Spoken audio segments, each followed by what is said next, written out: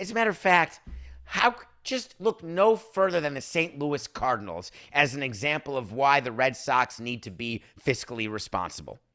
The St. Louis Cardinals are an organization that throughout my life has been, I've said this, the St. Louis Cardinal fans are the best fans in baseball. I have maintained that. Going into St. Louis to play was always extraordinarily special to me. The fact that everyone wears red is unbelievable and awesome. The fact that they sell out Busch Stadium every game was just unreal. It was like aspirational to me. I never thought it would change. Boy, has it ever changed. The St. Louis Cardinals, who haven't had a window of failure since I joined in 2000, the world of baseball, 1999. The St. Louis Cardinals right now are in the middle of that window of failure. How does that manifest itself? The most obvious way is with lower attendance, because that's what's normal. I always thought St. Louis was not normal. It turns out everyone's the same. Yes, the Yankees finished above 500 for as long as I can remember. Yes, the Dodgers are drawing 3 to 4 million fans every single year. Does anyone not remember a time when the Yankees couldn't draw fans? Does anyone not remember a time when Chavez Ravine was not close to sold out? Does anyone remember the reality when Madison Square Garden had the rafters wide open and wafting with pot smoke? Up, down, cycles. And I was silly enough to tell you that there are some teams that are not subject to the cycles, like the Dodgers and the Yankees. It turns out I'm wrong. Every team is. And the Cardinals cycle is something else. And it manifested itself. Ready for it? Have a seat. You're not going to believe this.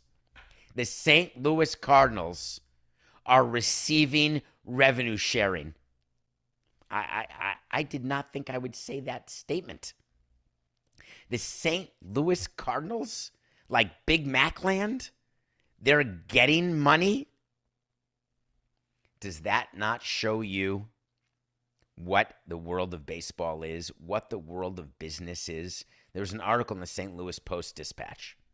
And it is true the Cardinals aren't going to get a lot of money. There are some teams that get like 20 grand, but they're right at the edge of revenue sharing. All 30 teams get ranked. And let's say the Marlins get 70 million, and let's say the Dodgers give 70 million, just rough numbers that aren't accurate. But then in the middle, you've got some teams that give, $50,000, and you've got some teams that get $20,000. So the range is incredible.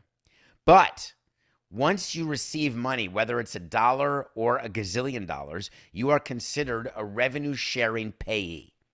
And that has significant implications within the collective bargaining agreement, because St. Louis is a small market, believe it or not, no matter how it's acted for all these decades. And when you have a market size like St. Louis and you receive revenue sharing the way they are now, they are going to get certain benefits within the confines of the CBA. They're eligible for certain distributions of money from the commissioner. They're eligible for certain compensatory picks in the draft. There's a whole litany of things that happen that got clicked when the Cardinals became revenue-sharing payees. So, for example, they're now eligible for a top 6 pick in the upcoming draft because they are a payee. Why does all of this matter to me? Because as we head into this negotiation, this collective bargaining negotiation, which will undoubtedly end in a work stoppage, unfortunately, but don't panic, where you've got the large market teams thinking that they're a caucus, the small market teams trying to find if they can be a caucus. You've got the players who are making certain demands. You've got the commissioner stuck in the middle trying to keep the owners together. When you've got the Cardinals, who were always of the belief that they were immune from the cycle, it is a huge benefit to the commissioner that the Cardinals ownership, the DeWitts, now realize they're not with the large market hawks, the high payroll hawks. They're not with the teams that always seem to be on one side. The St. Louis Cardinals are now a team that is firmly on the other side. So when the Red Sox were finishing in last place in between winning World Series, John Henry never became a small market advocate because he was a large market with a high payroll regardless of where he finished in the standings and was always going to act that way. John Henry, when he owned the Marlins, only cared about small markets. When he bought the Red Sox, he only cared about big markets. That is normal. You care about where you are. Lane Kiffin is throwing out his Ole Miss shorts.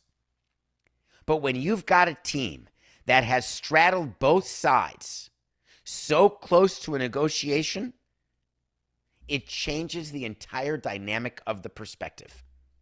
Bill DeWitt walks into a negotiating session. Bill DeWitt walks into a conversation with an agent, walks into a conversation with the commissioner, puts together his plan for what he needs for his team in his self-interest, in his new CBA. And guess what he comes out with? He comes out with a possibility that benefits the small market teams. It's unbelievable, actually. We're going to follow this as we continue through these negotiations, where teams are. And given what happened to St. Louis right now, it is a huge benefit to the other small market teams. You just wait.